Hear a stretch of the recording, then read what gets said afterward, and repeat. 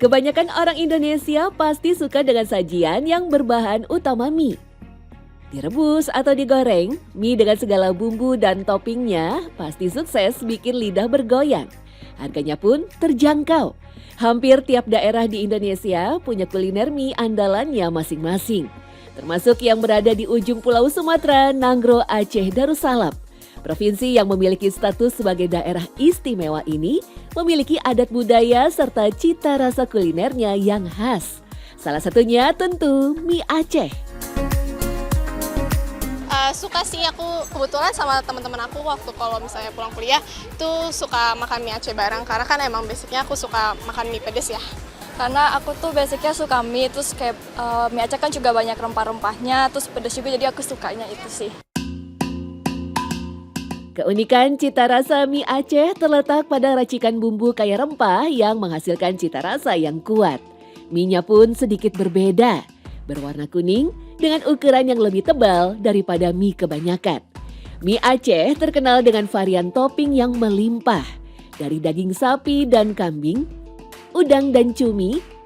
Yang paling khas adalah kepiting. Jika dirunut dari sejarah, memang tidak ada yang bisa menjelaskan sejak kapan mie Aceh tercipta. Tapi sebagian besar sepakat bahwa keberadaan kuliner khas Serambi Mekah ini tidak lepas dari pengaruh budaya asing. Pelabuhan Kerajaan Aceh memang dulunya merupakan salah satu pelabuhan tersibuk yang banyak disinggahi para pedagang asing. Para pedagang ini kemudian berasimilasi dengan penduduk lokal sekaligus membawa cita rasa baru dalam masakan.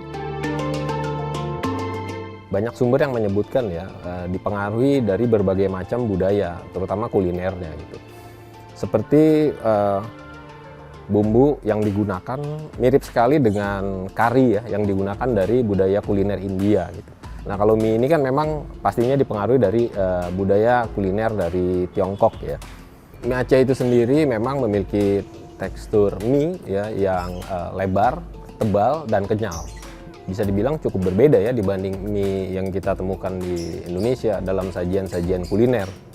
Dan mie ini juga memiliki karakter tidak mudah lembek.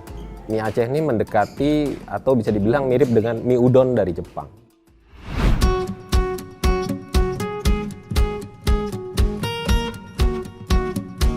Kombinasi kuah kari kental serta rempah yang kuat dipercaya berasal dari pengaruh masakan India. Sementara hidangan mie sendiri adalah menu khas dari negeri Tiongkok. Daging sapi atau kambing untuk topping diyakini adalah pengaruh dari budaya Arab. Sementara itu bahan seperti udang dan cumi karena letak geografis Aceh sendiri. Berbatasan langsung dengan laut, Aceh memang dikenal kaya akan hasil alamnya.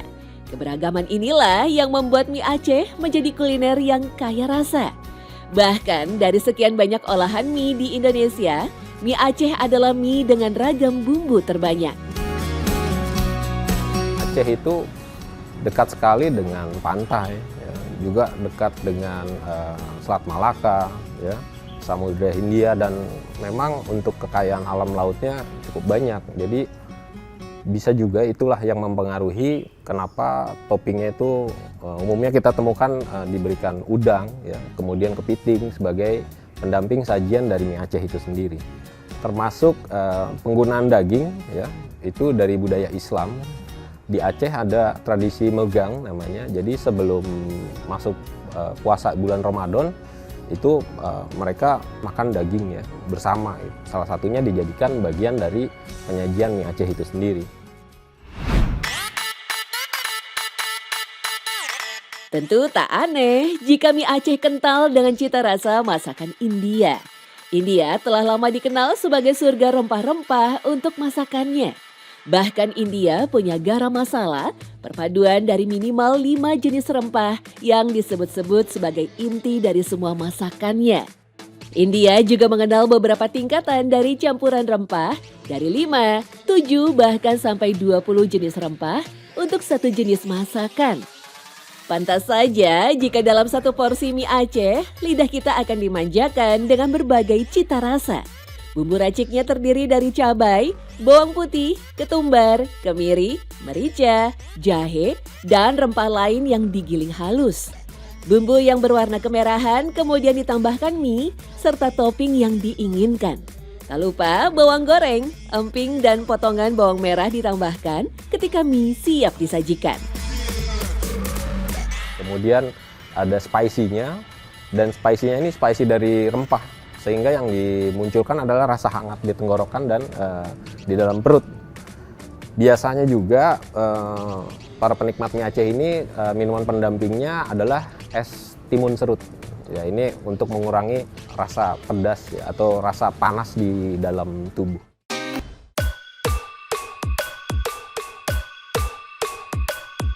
Dalam mie Aceh, terdapat salah satu pendamping yang konon menjadi salah satu kudapan tertua di dunia.